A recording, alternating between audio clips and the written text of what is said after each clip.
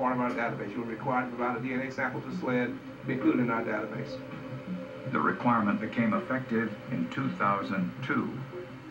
So either the killer had never been convicted of a crime, or if he had, it was before 2002. As police searched their files for any crime similar to these murders, they got a tip. They learned that a local man tried to buy cocaine by trading a radio from a Nissan automobile. This was significant, since the radio was missing from Rhonda's car when it was found. He went by the name Snow, so perhaps he didn't think anybody would know who he was. But police informants identified the man as Frederick Evans. This was a bad man to the core. And I've seen some of the lowest of the low. And the thing about Frederick Evans, you look at him, it doesn't scare you. 35-year-old Evans, a short-order cook, divorced with a 13-year-old daughter, served time in prison for rape and robbery prior to 2000. This was only the latest in a series of crimes that began in his teens. Frederick Evans had one assault and battery with intent to kill, where he sliced a man's throat with a box cutter. One larceny and simple assault, where he stole a woman's purse and punched her in the face. Evans denied any involvement in either murder.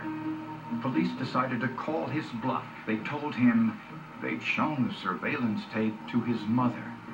He said, "You showed it to my mom?" I said, "Absolutely." He said, "What did she say?" And I said, "Mr. Evans, you know what she said. She identified you in the video." Evans fell for this ruse and changed his story. His story was that they knew each other. It was consensual sex. Got rough, they got in a fight, and she tried to stab him, and he turned around and stabbed her. That's not even a good Lifetime television movie. I mean, that's just ridiculous. Investigators obtained Evans' DNA, and the test results left no doubt. His DNA matched the biological evidence from Rhonda Ward's rape test kit.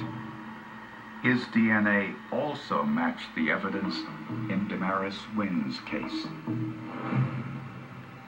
Frederick Evans' friends told police that Evans was sleeping on a bench in Duncan Park on the morning of Damaris's murder.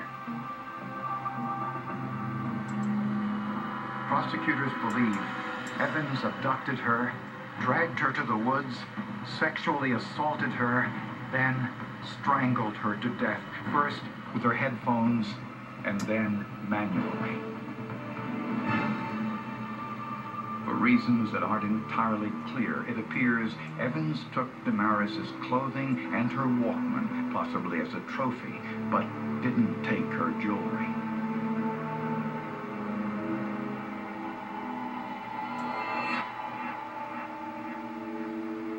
In Rhonda's case, prosecutors believe Evans was walking through the store parking lot when he saw Rhonda Ward drive up to the convenience store to open it for the day. According to the surveillance video, he grabbed her keys, probably threatened her with violence, and told her to get in the car.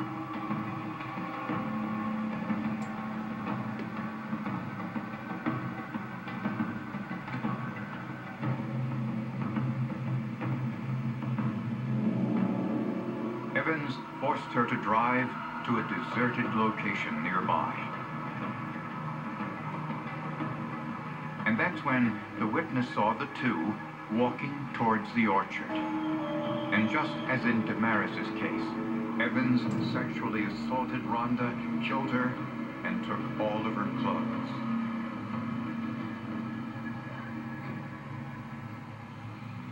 Later, Evans was unable to start the car because the manufacturer had disabled the starter. So Evans set the car on fire, but not before taking one last item, the car radio, which led to his capture.